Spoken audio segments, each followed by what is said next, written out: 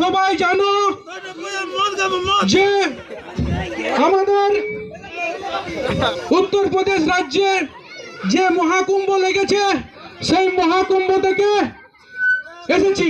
আমি ছিলি হিমালয়ের সেই পাদদেশের গুহায় এবং সেই গুহা থেকে আমাকে ডাক পাঠিয়েছিল সেই জন্য যে 144 বছর পরে আমাদের মহাকুম্ভ মেলার আয়োজন করা হয়েছে সেই কুম্ভ মেলা আমি পৌঁছেছিলি এবং কুম্ভ মেলা থেকে ডাক পালি যে কিনুটাড়ের নাকি সরস্বতী পূজা হচ্ছে সেই জন্য আমি চলে আলি মনে কিনুটাড়ের সবাইকে আমার এই যে 12 বছর ধরে যে তপস্যায় আমি উপলব্ধ ছিলি সেই তপস্যা থেকে তোমাদের এখানে উঠে এসেছি। তাই তোমরা কেউ অবহেলা করবে না। এই সাধু কিন্তু ভয়ঙ্কর সাধু, এই সাধু সেই রকম সাধু নয়। এই সাধু যদি একটু কোনো যদি অভিশাপ দিয়ে দেয় তোমাদের পুরা লেগে যাবে, বুঝলে? তাও কেউ হাসাহাসি কেউ ইয়ে করবে না, বুঝলে? ওইরকম সাধু নয়।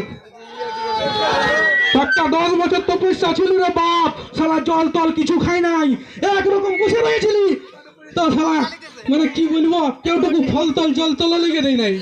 ওই জন্য আমি সাধু বাবা, হ্যাঁ বলো, কোনো দান ফান নিবে নাকি? আমি তো এরকম ভাবে দান লই নাই, তবে হ্যাঁ কেউ যদি দেয় না ততটুকু মানে নিয়ে নি। তবে নাই বাপ, আমি ওরকম লই যে আমি এটাই মদ খাবো মাছ মাংস খাবো ওরকম লই। আমি একদম পাক্কা সাধু বটি। নাই বাপ, ওইসব নাই বাপ, নাই। দেখ বাপ শোন, আমি আগেই বলেছি যদি আমি অভিশাপ দিয়ে দিই বাপ পুরা লাগে যাবে, তাই আমাকে জোর করিন না। দেখ আমাকে জোর করিন না। হ্যাঁ ঠিক আছে তোর 3টা ছেলে 4টা বহু আর 5টা বিটি হবে। যা তোকে আশীর্বাদ দিয়ে দিলি একদম কোনো নাই, আমার আশীর্বাদ পাক্কা হবে না। কি রে বাপ কি হবে?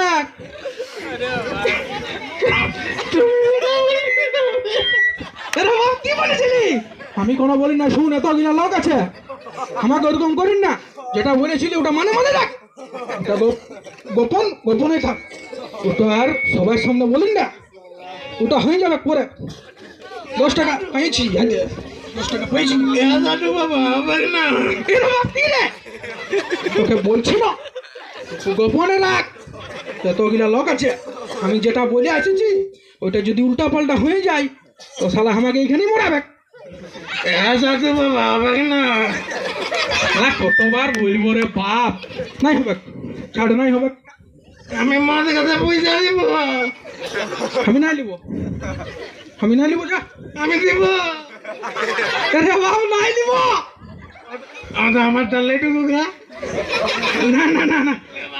এগুলা আমি নাই খাই, এগুলা বাজে জিনিস, এগুলা ফালতু। ঠিক আছে